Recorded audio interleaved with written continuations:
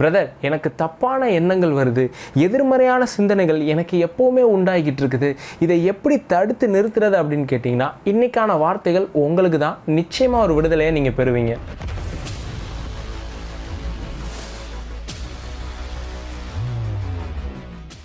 இப்போ தான் first time பார்த்துட்டு இருக்கிறீங்கன்னா சப்ஸ்கிரைப் பண்ணிக்கோங்க.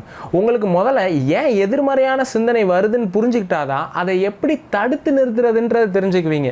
நிறைய பேர் என்ன நினச்சிக்கிட்டு இருக்காங்கன்னா, நான் தப்பானவன், எனக்குள்ளே ஏதோ ஒரு பாவம் இருக்குது, அதனால தான் எனக்கு எதிர்மறையான சிந்தனைகளையும் தப்பான எண்ணங்களும் வருதுன்னு நினைக்கிறாங்க. அது அப்படி கிடையாது.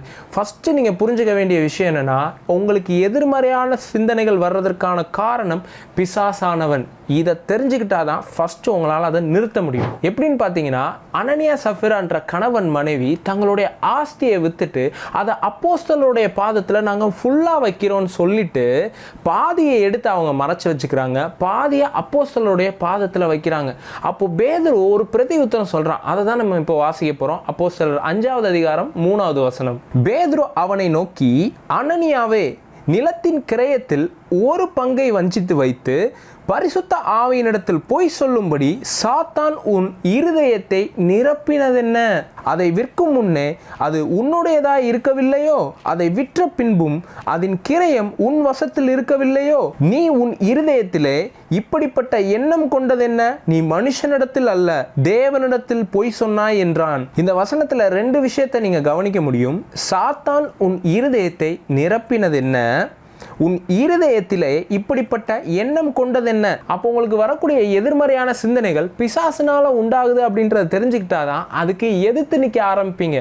இப்போ அனனியாவுடைய லைஃப்ல எப்படி பிசாசு செயல்படுறான்னா, இப்போ அப்போஸ்தலருடைய பாதத்தில் என்ன பண்றாங்க, எல்லாரும் தங்களுடைய சொத்துக்களை விற்று வந்து வைக்கிறாங்க.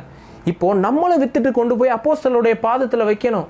அப்போ பிசாசானவன் என்ன பண்றானா, உன்னுடைய சொத்தை ஃபுல்லாக நீ விற்று அப்போஸ்தலருடைய பாதத்தில் வைக்க போறியா? இப்படி வச்சுட்டு அவனுடைய எதிர்காலம் என்ன ஆகும் அப்படின்ற ஒரு சிந்தனையை அனனியா கொடுத்துருக்கான். ஓ ஆமாம்ல, நான் எல்லாத்தையும் வித்துட்டா என்ன ஆகும்? அப்போ எனக்குன்னு ஒன்று இருக்காதே. அப்போ நீ என்ன பண்ணு, இந்த சொத்தை பாதி எடுத்து பிரித்து வச்சிரு. கரெக்டு தான், பிரித்து வச்சிருவோம். அப்போ என்ன பண்ணலாம், இந்த பாதியை விற்றுட்டு நீ அதுதான் ஃபுல்லாக வந்ததுன்னு போய் அப்போஸ்தலர்கிட்ட போய் சொல்லிடு அப்படின்னு அடுத்த ஒரு சிந்தனை உண்டாகுது. ஆமாம்ல, இது கரெக்டில், நம்ம இப்படி பண்ணிடுவோன்னு பிசாசானவன் ஒரு எண்ணத்தை அனனியா அவருடைய சிந்தனையில் நிரப்பிக்கிட்டே வந்திருக்கிறான். நீங்கள் நினைக்கிறீங்க பிசாசானவன் டைரெக்டாக வந்து பேசுவான்னு. அவன் அப்படி பேசுறது கிடையாது, ரொம்ப தந்திரமாக தான் வந்து பேசுவான்.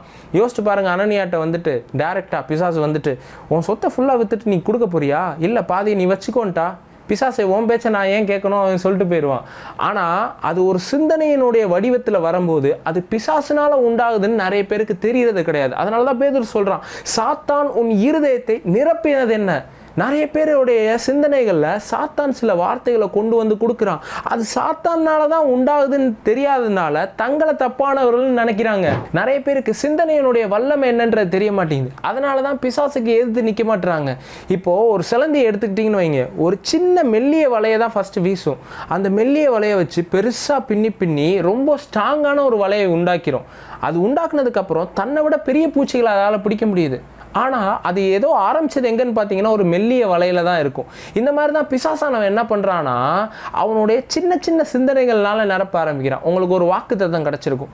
இந்த வாக்குத்தத்தம் இப்போ உன் வாழ்க்கையில் நடக்கும்னு நினைக்கிறியா? பல வருஷம் கழித்து நடக்கும். அதுக்கடுத்து ஒரு கேள்வி எழுப்புவான், இந்த வாக்குத்தத்தம் உனக்கு தான் கொடுத்தாருன்ற ஒரு நம்பிக்கை உனக்கு இருக்குதா? அதுக்கடுத்து ஒரு கேள்வி எழுப்பான், இந்த வாக்குத்தத்தம் உனக்கெல்லாம் நடக்கும்னு நீ இன்னும் நம்பிக்கிட்டு இருக்கியா என்ன? இப்படி சின்ன சின்ன எதிர்மறையான சிந்தனைகள் என்ன ஆகுனா ஒரு சிலந்தி வலை மாதிரி பிசாசானவன் பெருசாக உண்டாக்கி வச்சிடறான். இதுக்கு எதிர்த்து நிற்கணும்னா அது சின்னதாக இருக்கும் போதே உங்களுக்கு கட் பண்ண தெரிஞ்சிருக்கணும். சரி பிரதர், அப்போ எனக்குள்ளே வரக்கூடிய எதிர்மறையான சிந்தனைகளும் தப்பான எண்ணங்களும் வராமல் இருக்கணும்னா நான் எப்படி ஜபிக்கணும் அப்படின்னு நிறைய பேர் கேட்பாங்க. பாருங்க, ஃபோன் பண்ணி கேட்பாங்க, பிரதர் எனக்காக ஜெபம் பண்ணுங்க, எனக்கு எதிர்மறையான சிந்தனை வருது, இது நிற்கணும்னு ஜெபம் பண்ணுங்கன்ட்டுவாங்க. அவங்களுக்கு ஒன்று தெரிய மாட்டேங்குது, எதிர்மறையான சிந்தனைகளையும் தவறான எண்ணங்களையும் உங்களால் நிறுத்தவே முடியாது.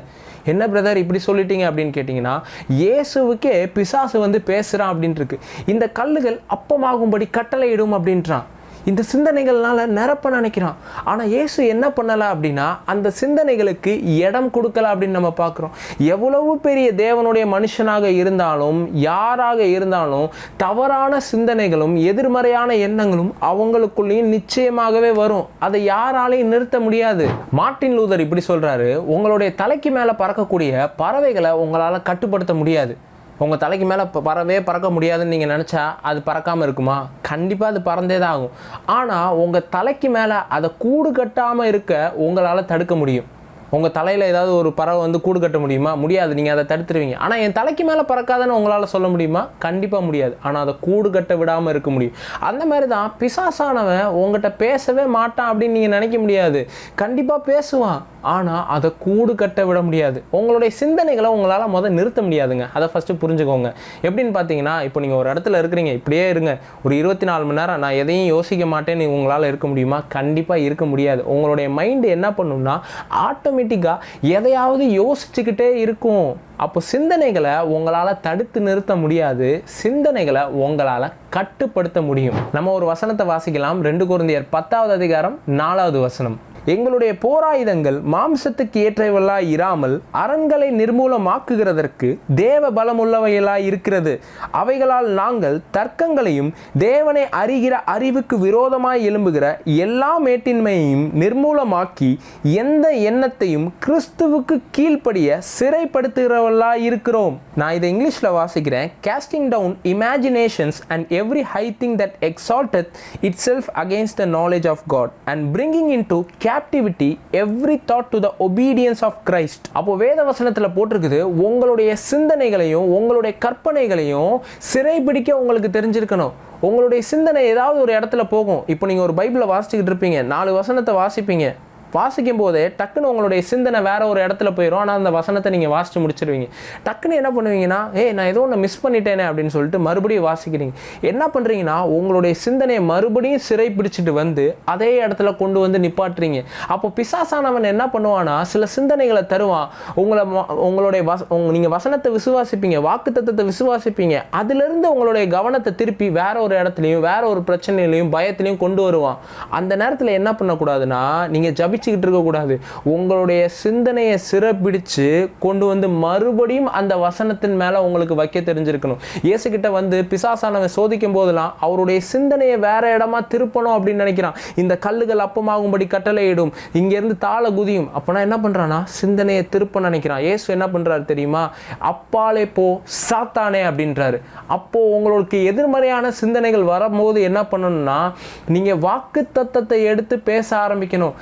உன்னோட லைஃப் எப்படா நல்லா இருக்கும்னு நினைக்கிற, நீ எப்படா நீ உருப்படுவ அப்படின்னு நீ நினைக்கிற. இல்லை, எந்த மனுஷனையும் பலப்படுத்தவும் மேன்மைப்படுத்தவும் அவருடைய கரத்தினாலே ஆகும் அப்படின்ட்டு எழுதி இருக்குது. நான் இந்த வசனத்தை நம்ப போறேன். பிசாசை என்னை விட்டு அகன்று போ அப்படின்னு உங்களுக்கு கட்டளையிட தெரிஞ்சிருக்கணும். பிசாசானவன் சில கேள்விகளை உங்களுக்கு முன்னாடி வந்து எழுப்புவான்.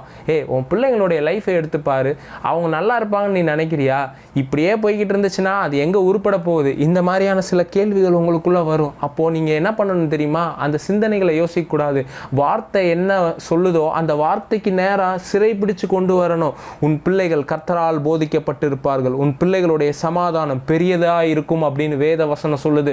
அப்போ நான் இதை தான் நம்ப போறேன்னு சொல்லிட்டு அந்த சத்தத்திலிருந்து மறுபடியும் சிறைப்பிடிச்சு இந்த சைடு கொண்டு வர தெரிஞ்சிருக்கணும். அப்போ பவுல் சொல்றதை நம்ம கவனிக்க முடியுது.